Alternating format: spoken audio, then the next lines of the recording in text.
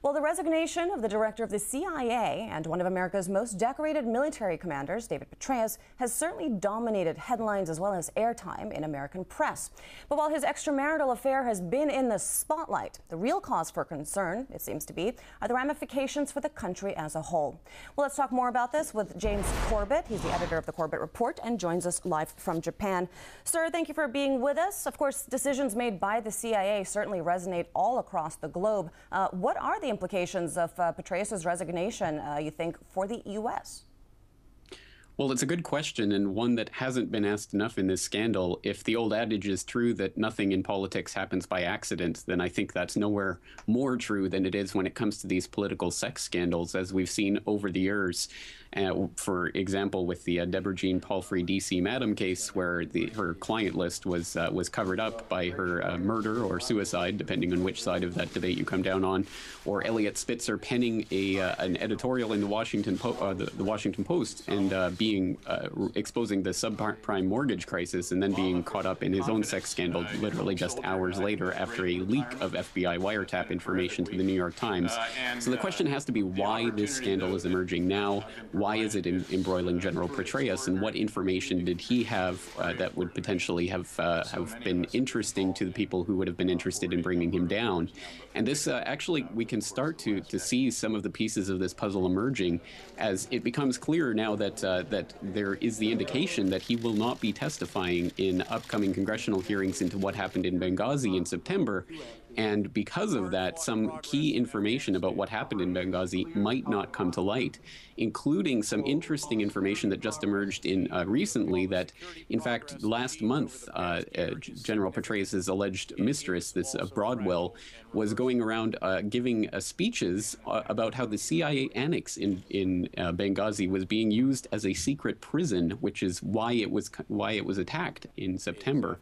So there are some very, very big things that are emerging right now, and it looks like the operation to take down Petraeus at this particular moment might be motivated by some of those backdoor political dealings rather than the sex scandal that is supposedly made out to be. And I'm just curious, you say this operation to remove Petraeus. Who do you think is behind this? Do you blame the Obama administration, or are there other forces at hand here?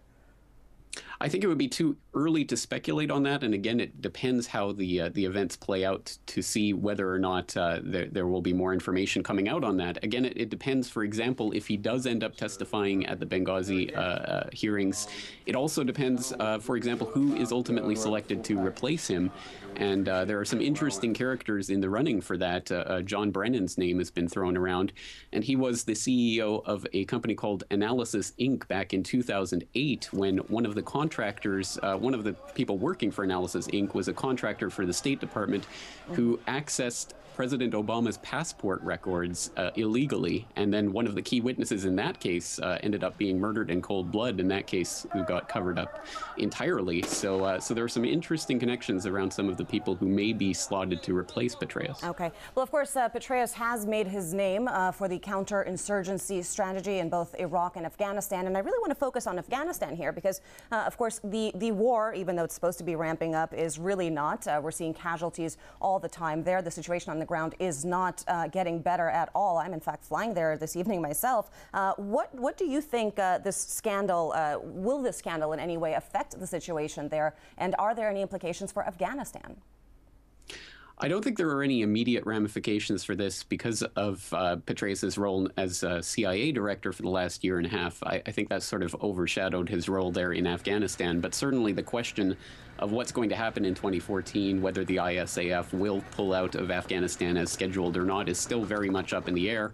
And again, I don't think that that's really going to come to a conclusion anytime soon. And I'm not sure exactly how that's going to be affected by Petraeus' resignation, although certainly the CIA and its implications in the drone strikes in Pakistan play a very key role in what's happening with the entire Afghanistan security situation.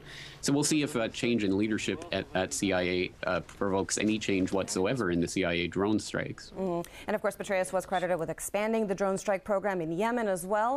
James Corbett, the editor of an independent website, the Corbett Report. Thank you so much.